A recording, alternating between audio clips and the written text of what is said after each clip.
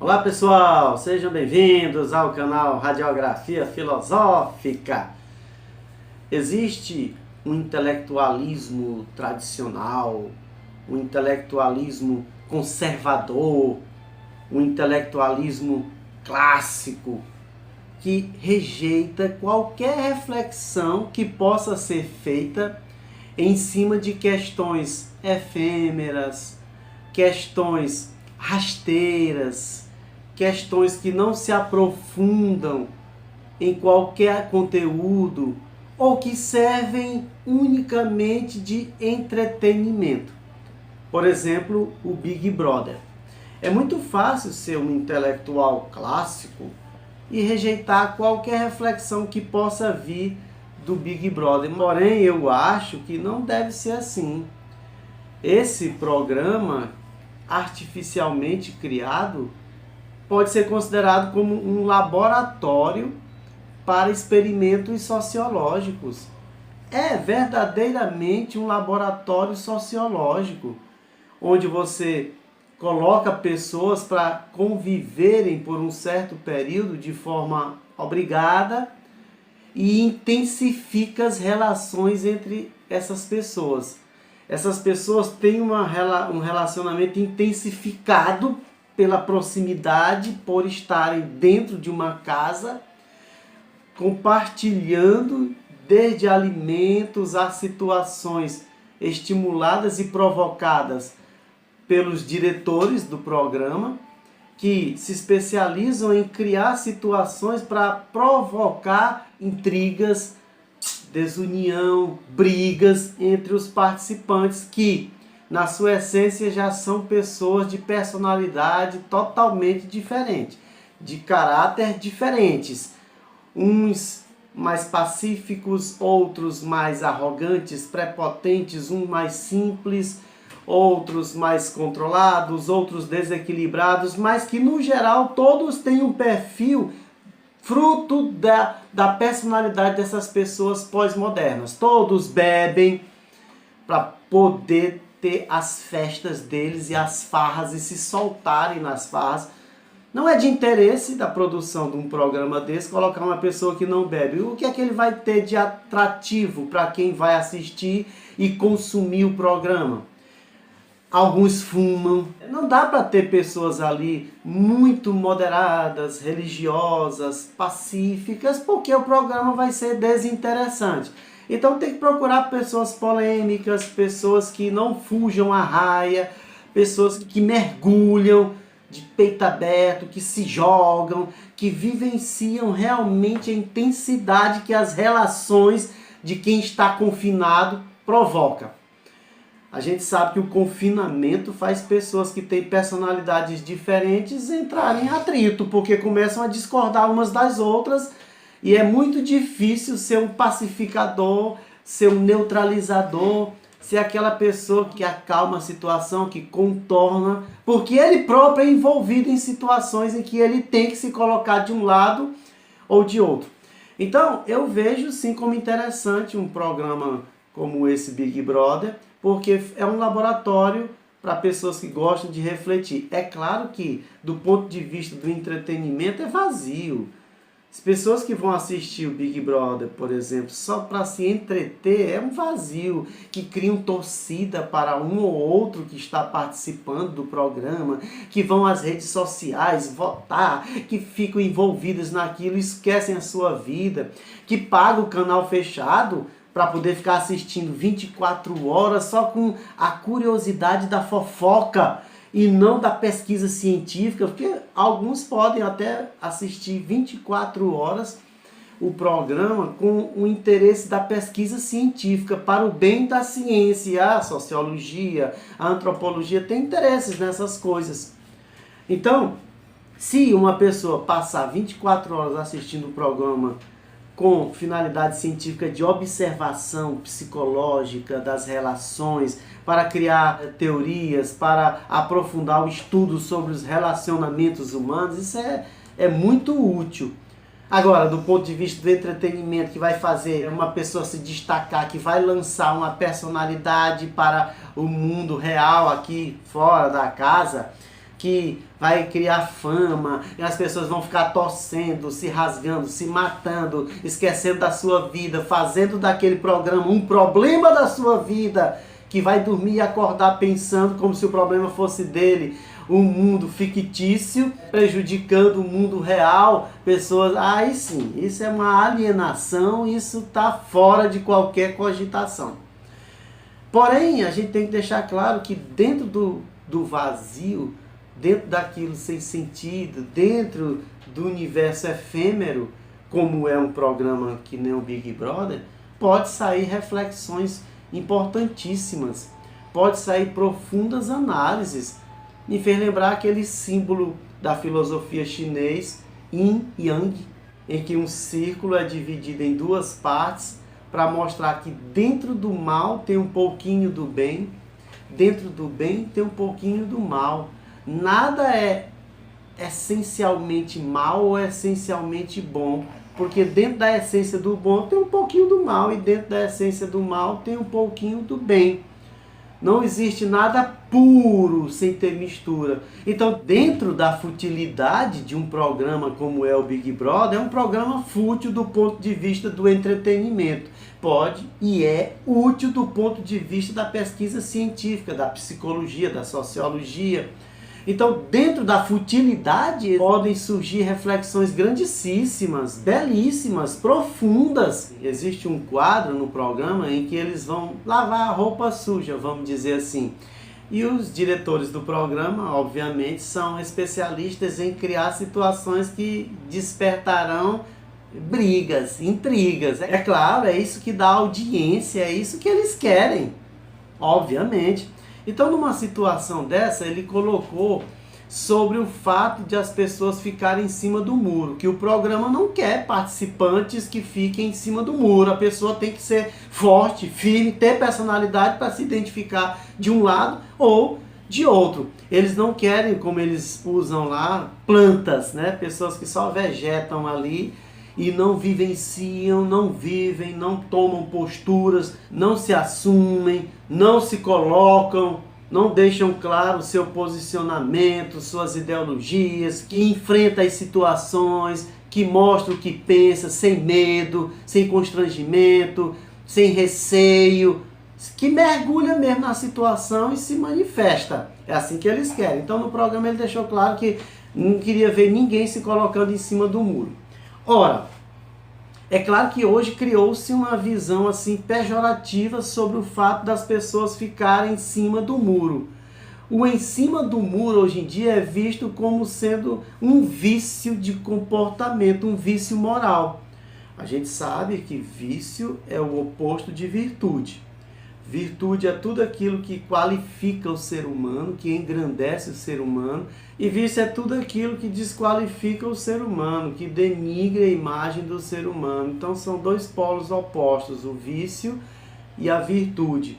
E hoje em dia, no mundo pós-moderno, considera-se como vício alguém que se coloca em cima do muro. As pessoas esperam que a pessoa seja genuína, que se manifeste, que tenha caráter, tem como sendo uma pessoa de caráter, que se manifeste, que diz, eu sou assim, eu sou assim, eu sou assim. Se você vê uma pessoa buscando a sensatez, o equilíbrio, é fraco, esse aí não dá para viver nesse mundo, é alguém desqualificado. E tem a pessoa que busca o equilíbrio, e o equilíbrio a gente interpreta como alguém que está em cima do muro, se equilibra numa situação, em uma zona de conforto, para evitar atritos, para evitar problemas, se põe naquela linha central que não vai nem para um lado e nem para o outro. Então, o que antes, há muito tempo atrás, via-se como sendo uma virtude, alguém se equilibrar em cima da tênue linha que separa o bem do mal, o certo do errado, o positivo do negativo,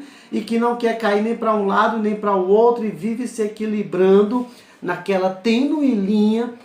É uma virtude, era visto como uma virtude, porém hoje em dia é visto como uma fraqueza, como um vício, como alguém medroso, sem caráter, sem força de personalidade para se posicionar, porque o mundo pós-moderno que a gente vive exige que você se manifeste, sob pena de que, se não se manifestar e não deixar claras as suas ideias e não defender as suas ideologias, os seus posicionamentos, você é uma pessoa falsa, você é uma pessoa inconfiável, você é uma pessoa oculta, você é uma pessoa que deve se desconfiar. Eu lembro quando eu servi o exército, chamavam de moita aquele soldado em que está atrás, é como se o soldado estivesse atrás da moita. O soldado moita que chega um ano e o capitão não conhece ele, o tenente olha para ele, não sabe quem é ele, não sabe o nome dele, porque ele passou um ano atrás da moita.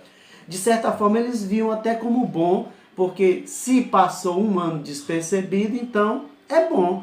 É alguém que não manifestou destaques de qualidade, porém não manifestou destaques negativos de erros, de vícios. Então é alguém que permaneceu na média.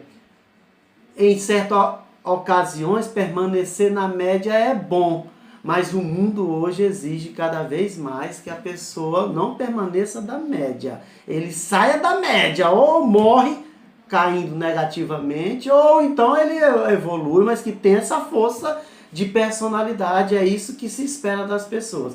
E aí o apresentador ontem deixou claro para os participantes que não queria ver planta, como eles dizem, que queria ver pessoas de atitude, que queria ver pessoas fortes. E ele, Thiago Leifert, citou até um discurso do Prêmio Nobel da Paz, onde ele disse que pessoas que se colocam em cima do muro cometem injustiça com aqueles que estão corretos. Porque se ele se neutraliza e não manifesta quem está certo ou está errado, ele está sendo injusto com quem está certo. Está sendo muito bom para quem está errado, porque o que está errado fica ali, todo mundo fica calado, não aponta o dedo para ele dizendo que ele está errado. Então para ele é bom demais, para quem está errado é bom demais as pessoas se permanecerem em cima do muro. E as pessoas que permanecem em cima do muro estão cometendo um erro moral de estar sendo injusto com aqueles que estão corretos em uma determinada situação e que ninguém se manifestou apoiando essa visão correta dele. Que isso é bom para quem está errado, que todo mundo fica neutro. Então ele disse que a neutralidade é um erro moral. A neutralidade é um vício. Estou chamando de neutralidade o estar em cima do muro. O estar em equilíbrio para não cair para um lado nem para o outro. Aquela pessoa que você não sabe o que ela pensa, porque ela nunca diz assim o não ou o sim. E isso me fez lembrar uma reflexão da Grécia Antiga, do grande filósofo Parmênides de Eleia e do outro grande filósofo Heráclito de Éfeso. O Parmênides defendia a teoria do ser, de que as coisas são. E o Heráclito defendia a teoria do não ser, que nada é, nenhuma coisa é, que as coisas apenas estão temporariamente. Enquanto Parmênides defendia que as coisas são, e dentro do que é, dentro da realidade que é, existe um movimento, mas que não ultrapassa aquilo que é. Enquanto pela teoria do não ser do Heráclito de Éfeso, nada é. Tudo é um constante devir, tudo é uma constante transformação e que nada é definitivamente. Nem nós, seres humanos, somos seres humanos, mas apenas estamos seres humanos, que em breve estaremos só osso, carne, cabelo e depois nem mais nada, pó, e evaporar e transformar-se em gás. Nada é definitivamente. Já o Parmênides dizia que tudo é, porém dentro do ser existe um movimento que não perpassa o ser, que existe uma essência atemporal, uma essência universal, atemporal de uma coisa que é. Enquanto para o Heráclito nada é. Lembra da frase do Heráclito? Ninguém banha duas vezes nas águas do mesmo rio, porque da segunda vez que banhar já não são as mesmas águas, e ali não é mais a mesma pessoa, porque o tempo cuidou de fazer uma metamorfose naquela pessoa e nas águas do rio, e tudo se transforma. Lembra da música do Raul Seixas? Eu prefiro ser essa metamorfose ambulante do que ter aquela velha opinião formada sobre tudo. Lembra também da música do Lulu Santos? Nada do que foi será de novo do jeito que já foi um dia. Tudo passa, tudo sempre passará. A vida vem em ondas como um mar, num indo e vindo infinito. Então isso para mostrar que ninguém precisa ser definitivamente ou certo ou errado, que as pessoas podem estar certas aqui, podem estar erradas acolá, porque ninguém é certo definitivamente ou errado definitivamente, e que as relações exigem isso, que você mude constantemente como uma eterna metamorfose ambulante, como diz a música do Raul Seixas. E as pessoas hoje em dia são esse constante devir. As pessoas têm que dizer, aqui está certo, esse aqui está certo, e morre dizendo que está certo. No dia seguinte diz, eu refleti e eu vi que aquilo estava errado, agora eu digo que está errado, eu digo que está errado. E tem isso como uma virtude. Hoje em dia tem-se como uma virtude as pessoas que estão constantemente mudando as suas convicções. O que no passado isso era um erro moral, porque se você tem uma convicção, você tem uma idoneidade moral, um posicionamento moral, porque identificou que aquilo está certo e você defende até o fim. Quem muda de perspicácia, muda de visão, muda de ideologia, não tem um pensamento firme, coerente. E aí, o correto é uma pessoa ter um posicionamento ou viver em uma eterna metamorfose ambulante. Voltando aqui aos que estão em cima do muro, eu vou recorrer à teoria do filósofo grego Aristóteles para tentar defender que essas pessoas não estão erradas, que são moralmente corretas e que não é um vício você querer posicionar-se em cima do muro. Isso, aliás, é uma virtude pela teoria do Aristóteles, pela ética aristotélica, é uma virtude você equilibrar-se entre a tênue linha que divide o que é certo do que é o errado. Vou também recorrer a um princípio da religião, a um princípio cristão também, para tentar elucidar essa questão, que não há erro nenhum em uma pessoa posicionar-se em cima do muro e buscar neutralidade, porque a gente sabe religiosamente que só Deus é onisciente, só Deus tem conhecimento de tudo, a visão plena de tudo, só Deus sabe de tudo. Só Deus é a consciência suprema que sabe de tudo e que nós não sabemos de tudo. Nós temos uma visão parcial das coisas, nós não temos uma visão total das coisas porque não somos oniscientes. Só Deus conhece a verdade, a realidade por completo. A verdade é a constatação da realidade. Só Deus consegue ter a verdade, porque só Deus consegue constatar a realidade. Nós temos uma visão parcial. Nós não conseguimos constatar a realidade na sua totalidade, porque não temos onisciência, nós somos mortais, nós somos efêmeros, passageiros nesse mundo. Não tem como a gente ter essa visão plena, essa visão total. Deus sim. Então, se uma pessoa não tem essa visão onisciente da realidade, como ele pode se manifestar de um lado ou de outro se ele não sabe definitivamente quem está certo? Se ele não sabe a verdade total, a verdade plena, ele não tem uma visão onisciente. O programa lá, o Big Brother, tenta dar essa visão onisciente. Os que estão dentro da casa veem parcialmente a realidade, supondo que nós que estamos aqui fora vemos a realidade de forma onisciente, a realidade deles. Nós estamos vendo aquele mundo fictício ali, fictício não, é um mundo real, porém artificial. Aquele mundo artificial nós somos oniscientes, estamos vendo 24 horas, enquanto eles têm apenas uma visão parcial. Como exigir, como esperar que alguém manifeste um posicionamento definitivo se ele não tem uma visão total da realidade? Ele vai ser insensato, ele vai ser um desequilibrado pela ética aristotélica que eu vou explicar agora. Então, até religiosamente, é um vício querer sempre adotar uma postura, porque você não tem plena convicção da realidade. E uma vez que adota uma postura e no dia seguinte conhece outra parte da realidade e muda para outra parte, você estava dizendo sim, depois passa a dizer não, moralmente, pela ética aristotélica, é um desequilibrado. É alguém que não conseguiu ter uma serenidade e adotar um caminho, porque vive mudando, vive numa inconstância.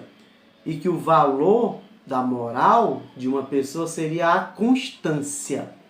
A constância moral de equilíbrio, de sensatez. Pois o Aristóteles, no livro Ética a Nicômaco porque o pai dele era Nicômaco, o filho dele também chamava-se Nicômaco, então ele, escrevendo um livro em homenagem ao pai e ao filho, que eram Nicômacos, o nome, então escreveu o livro Ética a Nicômaco, uma ética em homenagem a meu pai e meu filho. Defendeu que a moral sensata, a correta moral, a postura ética correta é de equilíbrio entre dois extremos. Ele disse que a virtude está entre dois extremos. Esses dois extremos são vícios. O vício do excesso e o vício da escassez. Entre o excesso e a escassez está o correto, o equilíbrio, o meio termo, está a virtude. A virtude está entre dois vícios, o vício do excesso e da escassez. Então, por exemplo, referindo-se ao que é exigido no Big Brother, alguém não pode ter excesso de coragem, que é o afobado, aquele que tem excesso de coragem, e nem também ter escassez de coragem, que é o medroso. O medroso tem a coragem escassa. E o vício de ter o excesso de coragem é o afobado, que bota as mãos pela cara e termina se arrependendo, o afobado. E o medroso também perde muita coisa pelo medo. Então, para ele, uma ética correta é a do meio termo, que é ser corajoso. Se você é corajoso, você não é afobado, não mete a mão pela cabeça aí, não se precipita em fazer besteira pela afobação, e depois se arrepende, viu que fez muita besteira. Sabe aqueles velhos que na velhice dizem assim, eu fiz muita besteira quando eu era jovem, eu não pensava muito, era o afobado. Também não dá para ser medroso, deixar de conquistar as coisas, deixar de lutar com medo. O medo impede a pessoa de se desenvolver. Então, não pode ser medroso, que é a escassez de coragem, nem afobado, que é o excesso de coragem. Deve ser corajoso. Então, o corajoso também não é alguém que não se manifesta, não. Ele se manifesta na hora certa. Quando a coragem dele permite o equilíbrio, a sensatez de enxergar um lado ou outro. Mas quando toma essa decisão, ele mantém a constância e leva isso eternamente. Porque ele entende que aquele é o certo. Ele conseguiu enxergar, ainda que seja difícil, porque nós não somos oniscientes. Mas consegue, dentro dessa nossa pequenitude, consegue enxergar o que é constante dentro da pequenitude. Lembra que dentro do mal tem o bem. Dentro do bem tem o mal. Dentro do positivo tem o negativo. Dentro do negativo tem o positivo. Ninguém é totalmente bom e ninguém é totalmente mal. As pessoas más também têm momentos bons e as pessoas boas também cometem momentos maus. Então, dentro dessa nossa efemeridade existencial, dá para a gente encontrar o que perpassa a nossa efemeridade existencial e aí manter esse equilíbrio. E não ser arrogante, prepotente, ambicioso de ir para um lado, nem também ser morto, uma pessoa sem ousadia, ali entregue, parada no tempo. Dá para manter isso aí. Então, não dá para a gente considerar uma pessoa que procura o equilíbrio, se mantém em cima do muro, a neutralidade, como sendo um covarde, não é por aí não. O covarde é que tem escassez de coragem, e o que se mantém em cima do muro não é um covarde, ele é um corajoso, alguém que procura a hora certa para agir, procura o ponto certo da existência, procura o equilíbrio existencial e ali se conduz naquela linha. É uma virtude equilibrar-se entre o bem e o mal, entre o certo e o errado, manter-se coerente durante toda uma vida, é uma virtude. Apesar de que o mundo hoje exige de pessoas que assumam uma ideologia, uma postura, que enfrentem, sabe? Hoje em dia são tidas como de virtude quem é o precipitado mesmo, o audacioso, aquele que diz, aí depois no final da vida reconhece que tudo que fez foi precipitado, foi besteira, foi desequilibrado e diz que se pudesse voltaria tudo. Outros dizem que não, eu faria tudo novamente, porque ainda continuam assim, continuam sendo precipitados. Porém, a virtude correta é do equilíbrio, da sensatez, da mediania, do meio termo, como Aristóteles defendeu no livro Ética Nicômaco. Essa virtude está entre dois extremos, entre os vícios do excesso e da escassez. Quando eu vejo um programa desse como o Big Brother, que exige que as pessoas não sejam plantas, e eles têm como planta quem fica nesse equilíbrio, é porque querem audiência, é claro. E aqui, as pessoas que estão assistindo querem se entreter. Quem vai se entreter com pessoas paradas?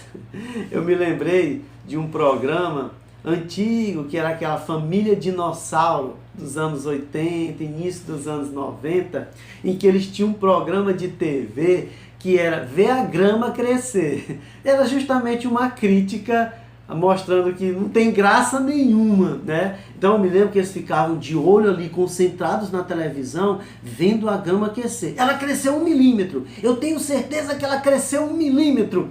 Ou seja, fazendo uma crítica aos programas que não apresentam nada de inovador e que tem que gerar conflito em cima de algo que é efêmero. Ver a grama crescer. Então é claro que um programa como o Big Brother não quer fazer as pessoas assistirem a grama crescer. Eles querem trazer audiência, querem trazer patrocinadores, querem gerar dinheiro, e nesse mundo as pessoas querem se entreter. E as pessoas têm entretenimento em ver briga, sabe? É até o lado perverso do ser humano, se diverte vendo coisas ruins, coisas más, coisas malignas. Tá aí na antiguidade, né? Os romanos se divertiam vendo os gladiadores se matarem na arena. É desumano, chegava ao ponto de ver, sabe, as pessoas se matando e era o lazer. Então hoje, claro, não vão ver as pessoas se matando mesmo ali, tirando a vida, mas com brigas, com intrigas, com armadilhas, sabe, com fofocas. Isso distrai, isso traz audiência. Então, a reflexão de hoje é porque eu queria colocar que os conceitos estão constantemente em mudança. Eu não sei se isso é bom, se isso é ruim, porque talvez o que é certo para sempre. Me lembrei do filósofo grego Sócrates, ele dizia que a verdade é atemporal, a verdade não muda, a verdade deve ser universal, a verdade é objetiva. Então, o fato de pessoas mudarem constantemente de visão, ora defende uma coisa como certa e depois como errada, essa relativização dos valores morais, como a gente vê num programa como é o Big Brother desse, em que os participantes, jamais vai ter um participante, por exemplo, que não beba, porque tem que beber para farrear e as pessoas querem ver farra. Então, nesse sentido, o não beber é rejeitado. Você não bebe? Ixi, é um cara sem graça. Como é que vai se divertir se não bebe? Como eu já ouvi de pessoas, porque eu não bebo, diz, Ave Maria, então, como é que tu se diverte? Como que para eu me divertir eu preciso estar alcoolizado, fora da realidade. São pessoas que fogem da realidade usando de drogas, vamos dizer assim, porque o álcool é uma droga. Então, isso, a cara é muito parada, a vida dele deve ser um porre, um tédio, porque não bebe. Hoje, com essa coisa de personalidade, tem que ter personalidade, tem que ousar. E as pessoas que buscam aquela constância, aquele equilíbrio, aquela sensatez, são pessoas hoje em dia vistas como alguém moralmente decadente. O que, numa perspectiva aristotélica, socrática, uma pessoa que permanece no equilíbrio, na constância, é uma pessoa moralmente de virtudes. uma pessoa equilibrada, sensata. Pois é, pessoal, queria compartilhar com vocês essa reflexão louca aí, né? Valeu, pessoal, até a próxima.